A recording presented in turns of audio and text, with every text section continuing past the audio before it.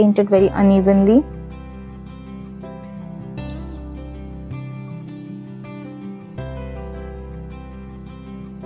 Just a hint of light and dark here and there, and just give this line a quick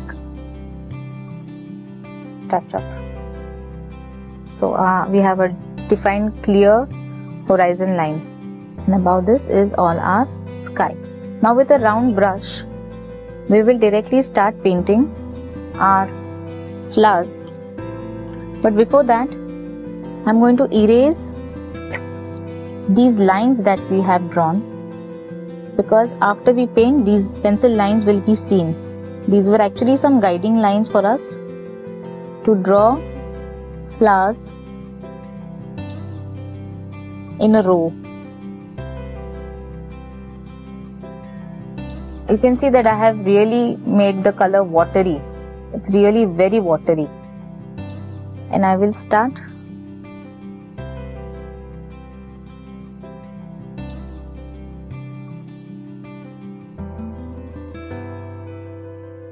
very small childish way of drawing the flowers, but they look good.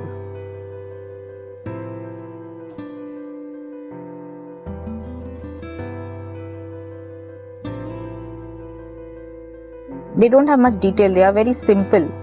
The petals and all are very simple. You can use another brush, clean brush, and maybe just add some plain water so that you get see this light and dark color.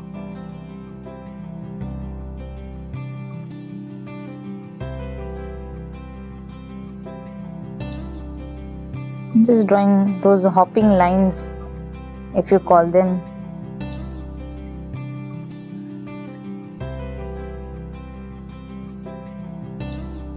Just with another brush, I'm adding fresh water, plain water, to give that light and dark effect. Just darken it on one side. It will look beautiful once it is dried. We finished painting the first line of flowers. Now we'll start with the second. Now these flowers will be smaller than the first flowers that we have painted.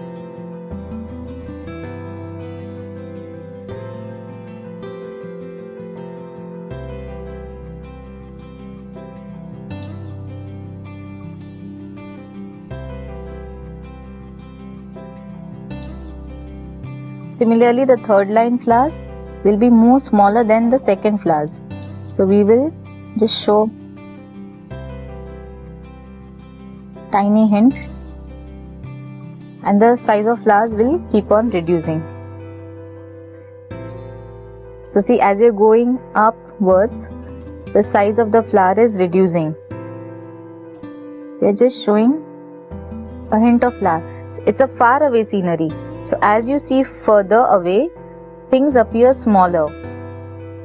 So you can make out that these are flowers, but it's just a hint. So we are following the same principle, that as you go further, things appear to be smaller, and we are painting those tiny flowers. When you move to the upper line, like here we have just shown a hint of flower. As you go to the upper line, you can just show a blob, uneven blob of flower like this, which is again more smaller. See? Like this. So we have finished painting the flowers. Now we'll just put a tiny stem below each flower, applying the same principle, that as you go further, the size of the stem will reduce.